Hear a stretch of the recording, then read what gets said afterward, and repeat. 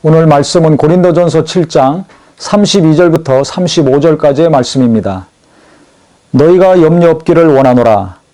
장가가지 않는 자는 주의 일을 염려하여 어찌하여야 주를 기쁘시게 할까 하되 장가간 자는 세상 일을 염려하여 어찌하여야 아내를 기쁘게 할까 하여 마음이 갈라지며 시집가지 않은 자와 처녀는 주의 일을 염려하여 몸과 영을 다 거룩하게 하려 하되 시집간 자는 세상 일을 염려하여 어찌하여야 남편을 기쁘게 할까 하느니라.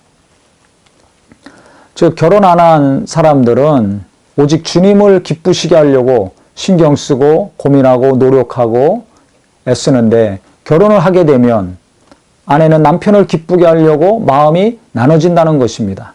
또 남편도 아내를 기쁘게 하려고 또 마음이 나눠질 수밖에 없죠.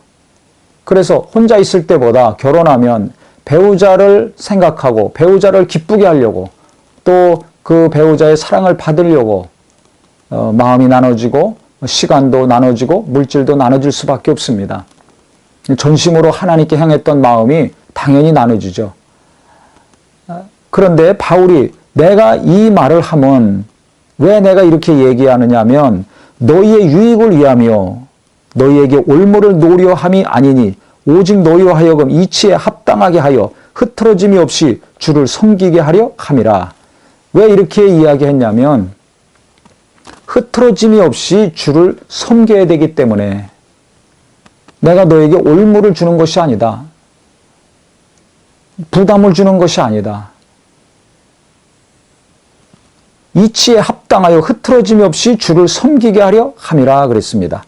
너희 유익을 위함이라 그랬습니다. 즉 어떤 유익입니까? 그 영혼의 유익이 되는 것이고 믿음의 유익이 되는 것이고 신앙생활의 유익이 되는 것이죠. 그러니까 바울은 진짜 고린도 교인들 결혼하지 않은 그 젊은 형제 자매들을 위해서 진심으로 이야기하고 있는 것입니다.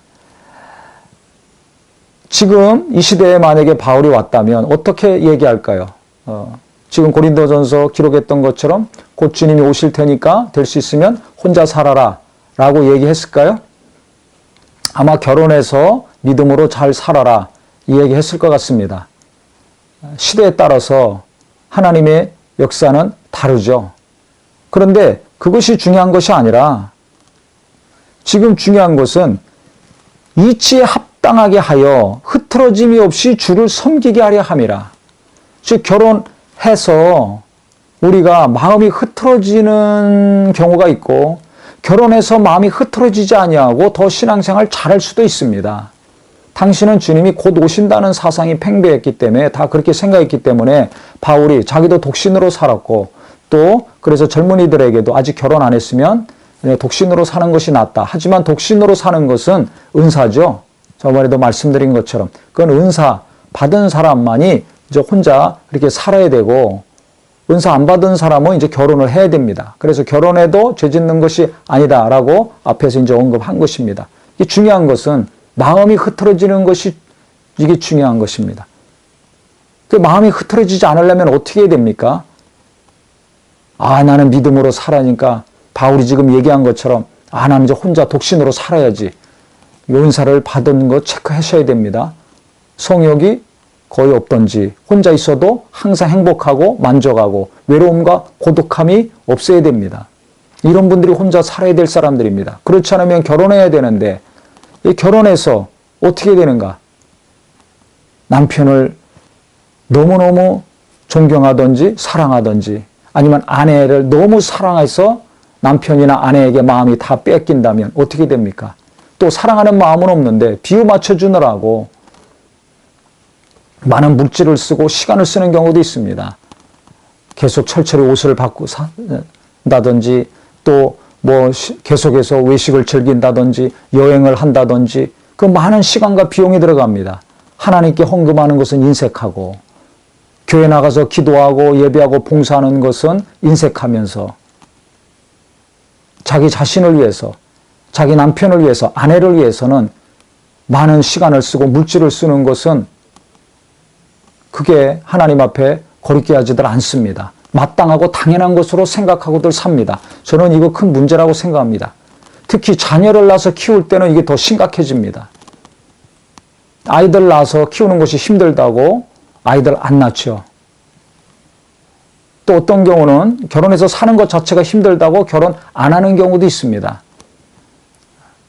모든 것이 여러 가지 이제 문제를 야기하게 되는데 이 자녀를 잘 키운다고 아이들한테 부모들이 너무 마음을 쓰고 신경을 써서 하나님이 빠진 부모들이 많습니다.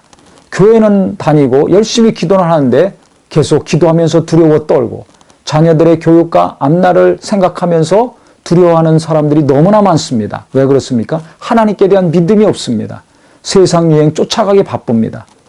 얼마 전에 뉴스에 초등학교 입학하는 아이들 가방이고 옷이 뭐 몇십만 원이 되고 뭐 100만 원이 넘는데 이것이 없어서 못 판다고 합니다. 일부 소수 계층 사람들의 이야기도 하지만 대부분이 자녀를 위해서 얼마나 희생하고 헌신하려고 합니까? 그런데 하나님을 위해서는, 예수를 위해서는, 하나님의 일을 위해서는 어느 정도 내가 마음을 쓰고 있는가? 오늘 말씀을 통해서 우리 스스로를 돌이켜 봐야 될 것입니다. 내가 처음에 은혜 받았을 때 주님만으로 만족하며 주를 위해 살겠다고 그 놀라운 대속의 은혜에 감격하여서 주님 뜻대로 살겠다고 뜨거운 눈물을 흘리고 두 주먹으로 움켜쥐고 부르짖어 기도하고 정말 어금니를 꽉 깨물고 결심했던 거 기억하셔야 될 것입니다. 내 마음이 내 가족들 때문에 내 자녀들 때문에 하나님과 더 가까이 가고 있는가 멀어져 있는가. 성령의 역사하심이 그분의 위로하시고 인도하심이 내 남편, 내 아내, 내 자식들 때문에 내가 더 하나님께 가까이 가서 그 성령이 더 힘있게 역사하고 있는가? 아니면 무뎌져 있는가? 내 영감이 살아있습니까? 무뎌져 있습니까? 하나님의 성령의 역사하심을 내가 분명히 지금 알고 인도함을 받고 있습니까? 아니면 어디로 갈지 알지 못해 방황하고 있습니까? 물질이 많고 적고가 문제가 아닙니다. 자식들이 공부 잘하고 못하고가 문제가 아닙니다. 지금 결혼해서 자식을 낳고 아내와 남편과 함께 살고 있는데 내 마음이 지금 어떤가? 성령의 인도하심을 내가 제대로 받고 있습니까? 안 받고 있습니까?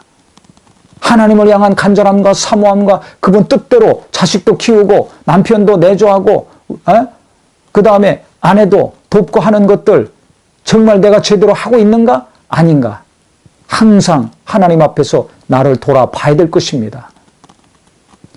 분명히 성경에 말하고 있습니다. 바울이 오직 너희로 하여금 이치에 합당하게 하여 흐트러짐이 없이 주를 섬기게 하려 함이라. 문제는 내 마음이 흐트러지지 않아야 된다는 데 있습니다. 내 생각이 흐트러지지 말아야 됩니다. 이것이 합당한 일이라는 것입니다. 정상적인 그리스도인이라면 흐트러지지 않고 제대로 된 길을 가죠.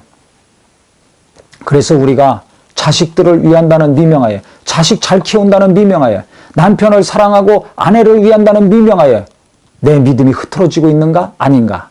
내 마음과 생각이 지금 정상인가? 아니면 성경에서 벗어난 것인가? 분명히 알아서 우리는 하나님이 기뻐하시고 하나님이 놀라운 것을 부어주실 수 있는 마음과 생각이 되셔서 하나님이 도우시는 거룩한 믿음의 가정이 되시기를 예수 이름으로 축원합니다.